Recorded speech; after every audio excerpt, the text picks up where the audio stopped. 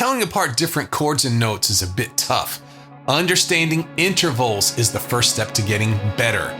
Let's take a look at a few ways to make intervals a natural part of how you understand music. So stay tuned.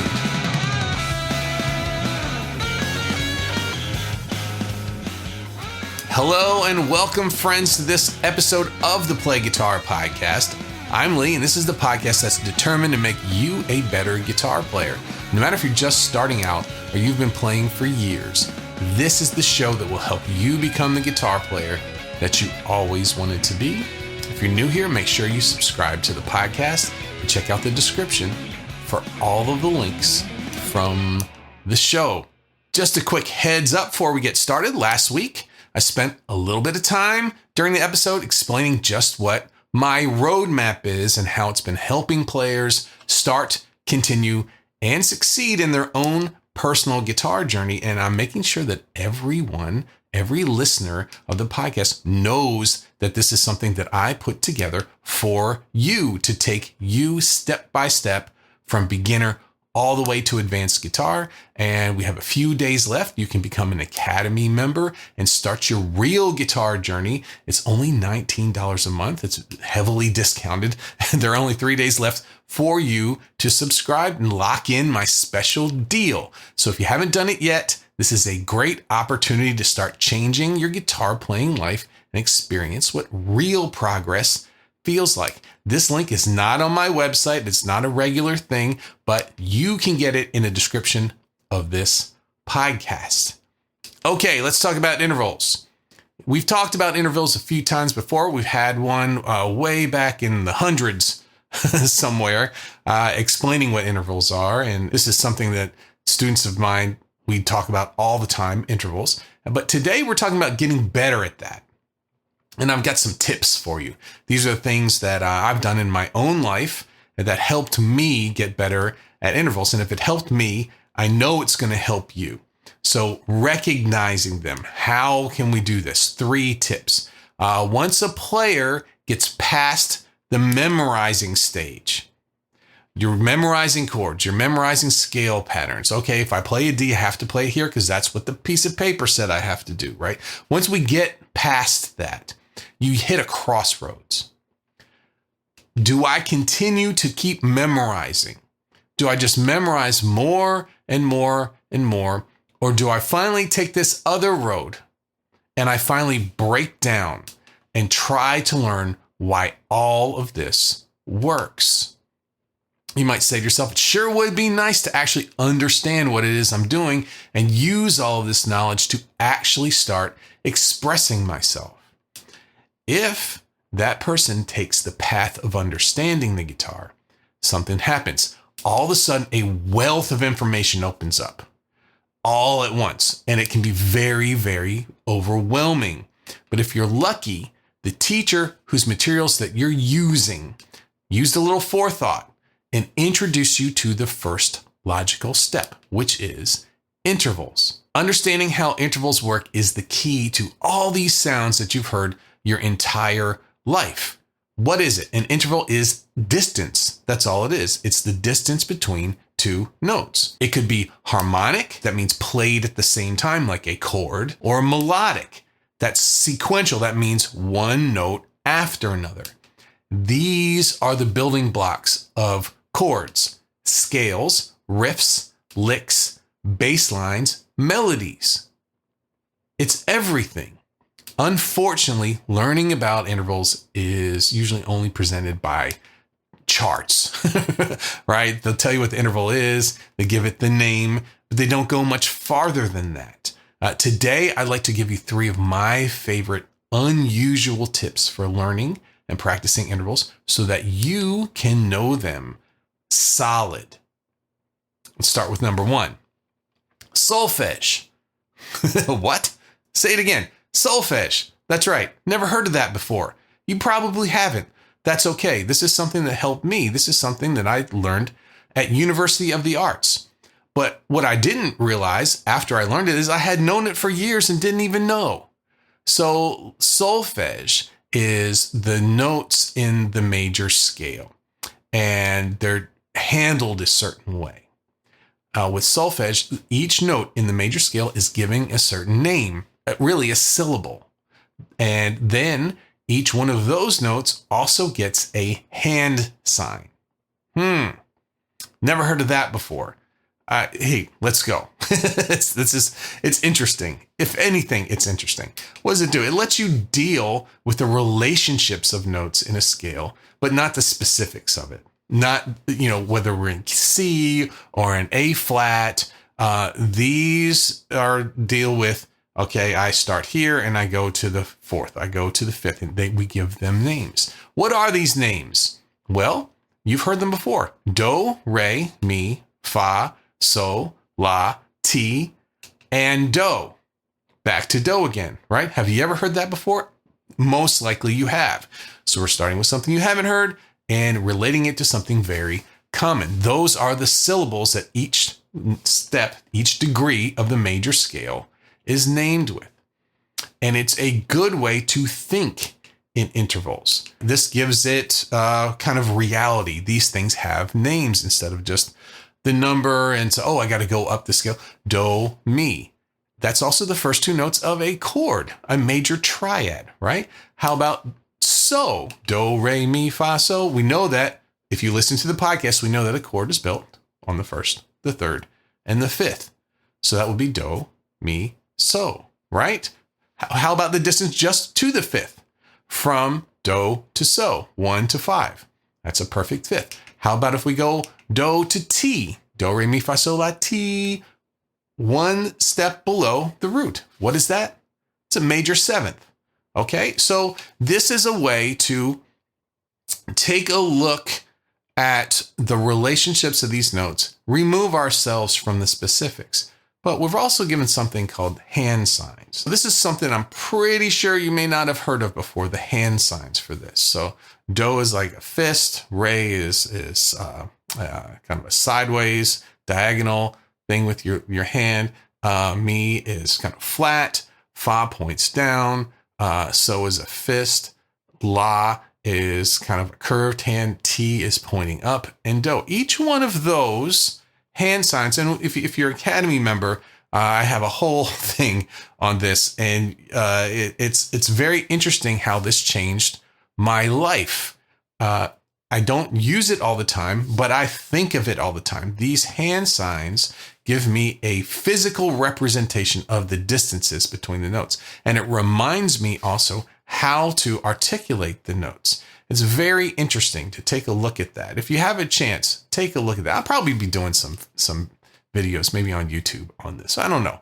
We'll see. This is something that singers, classical music, just anyone who's studied singing is familiar with this. Why? Because with the guitar, we have our scale patterns and we can see the relationships from the first to the third to the fifth. It's right there. But with singers, they don't have that. It's all how it feels in your voice to go from one interval, to span one interval, or to go up a scale or down a scale. You have to get used to how it feels to put those notes in tune. Now, there are two kinds of solfege. One's called fixed do and one's called movable do. I'm talking about movable do. This is one where if you're in the key of A would be do, and C sharp, which is the third, would be mi, right? But you could also say in the key of F would be do, and the A would be mi, the first and the third. It moves from key to key. There is another system, it's called fixed, that C is always do, right? And then every other key, it gets very complicated there. But we're talking about movable do, the easy one to do. So why would this be something that a guitar player should learn? Well, this is going to help us with ear training. At first, we don't really care so much about ear training. We got a lot on our plate. We're trying to know chord shapes. We're trying to memorize all these scale patterns. We're dealing with rhythm. But at some point you realize, hey, other people are playing things and their sounds different than mine. And I'd like to be able to sound like them. How can I do that? Well, you can't sound like them until you can recognize what those sounds are, what those choices that they're making. And if you can hear that and then have a system to bring that to your instrument, that is extremely valuable. And solfege is one of the ways that I do that. It's pitch an interval, an intonation, understanding pitch, being able to hear things and put them in tune.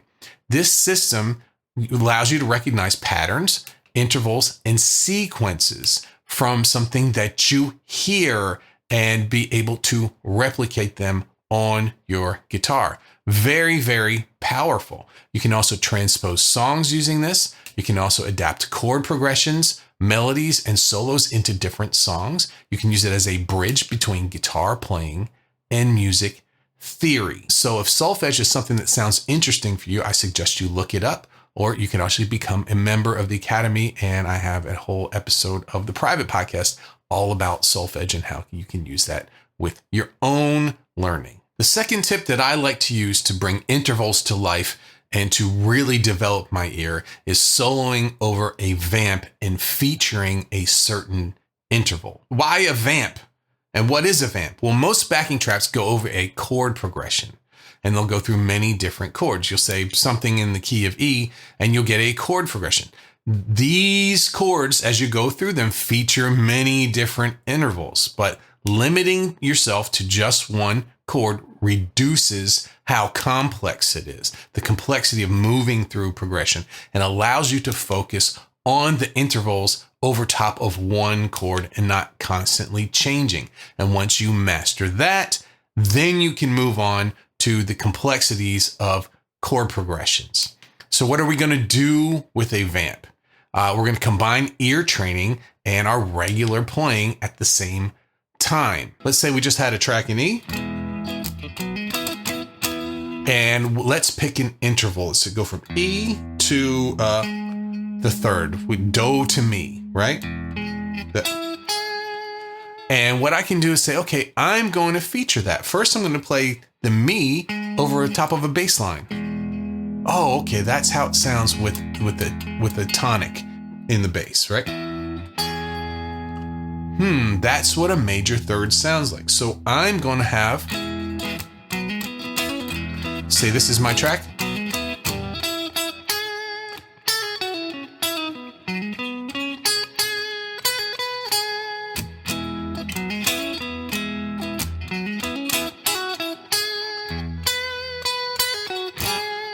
I'm going to take maybe 4 bars or 8 bars, and I'm going to always target that note and get used to hearing it.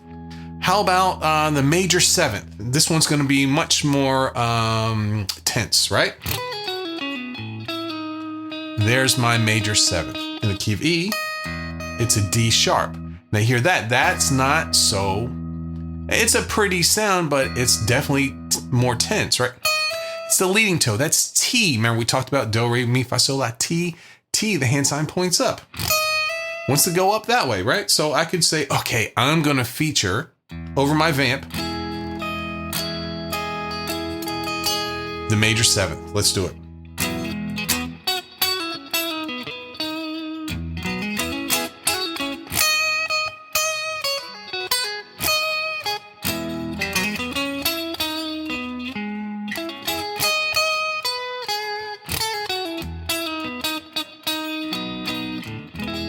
Could you hear that major 7th was the destination that I was trying to get to through all of the different licks that I was coming up with there? I was featuring the major 7th. And what that does is if you take your time and go through each interval of the scale and see how they feature, you're going to know right away whether they're strong notes or weak notes over that chord, and you're going to know what direction you might want to go to resolve them. And it becomes another color on your palette of things that you can use when you're improvising. The last thing that helped me really get intervals into my system, into my playing, was singing the note over top of the tonic. Kind of what we just did with the guitar, but this was getting that sound in my head. Play the tonic, sing the note. And it's all in your head. The guitar is just a tool that you use to get it to come out. Intervals have a linear and a stacked sound, melodic and harmonic. We talked about chords and scales, right? And being able to pick the note out of the air with your singing, it changes everything. And I do both. I do with chords and I do it with one note at a time. It helps you with melodies. If you can sing this note, it's yours. You can use it. You know where it is. So let's give it a shot. We're going to use this E chord that we've been using before. And I'm going to try and sing the third, right? La, la, la. I just used a random thing. You could do solfege though. Do, re, mi. Mi. So I did it linear. Do, re, mi. I did it chord based. Mi. If I featured fa, fa, mi, re, do, re, mi. I know you're all in your car and you're singing along with me, right? Taking that one note. This is called relative pitch. You've heard of perfect pitch. And perfect pitch is something that I would never want to have. You hear all of the instruments in the world who are all out of tune slightly, driving you crazy. That's not something I want, but relative pitch, that is the thing that we're all trying to get to be able to hear, well, if this, it's a little if then statement. If this is my tonic, if this is my strong note, well, what are the other notes in relationship to that relative pitch, right? So being able to pick those out while singing wonderfully develops your ear. But two, it allows you to get ideas in your head, have the sounds in your head that you're ready to use, and then while you're playing them with the guitar, you can translate that to your music. So how about this? Tonight, when you get home, have dinner with the family, spend a little time with them. But when everybody starts winding down for the evening, sneak off. Go to your guitar area, your guitar room, right? And try this out. Try saying do, re, mi, fa, sol, la, ti, do along with your major scale. Try playing a vamp. Put on a one chord backing track and pick those intervals out and hear what they sound like over top of that chord.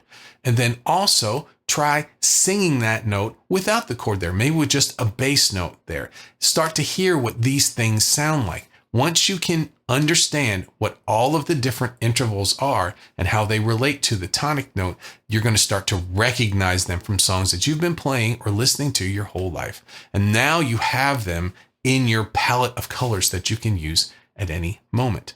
And talking about chords, I have something for you. We have a lot of new listeners, and this is something that's been helping people for years. It's my guide to clear sounding chords. If your chords have buzzes in them, if you're missing notes, if you know you're not quite playing them correctly, I show you how to go through all of the open position chords, play them correctly, step by step, what to do with your hands, with your elbow, thumb position, finger position. Go through all those. It's free for you. And I have it over at playguitaracademy.com/chord guide, but you can just click the link in the description. Okay, had a lot of fun. Remember, 3 more days left. If you want to get in and lock in this deal, you can become Academy member, listen to all sorts of cool stuff, and save at the same time. I had a great time today. That's a wrap. Thank you for joining me today for the Play Guitar Podcast. Make sure to hit the button below and subscribe to the show. And if you have benefited from this podcast, please leave a favorable review over at Apple Podcasts. It's the best way to make sure we get this content to more players around the world. And if more help, structure, and results in your playing sound good to you, become a member. This is the best time to do it. New members get a deal. So join the world's most exciting and carefully planned guitar system, and together we will build your online home base for guitar. Thanks again, and I will see you on the next episode.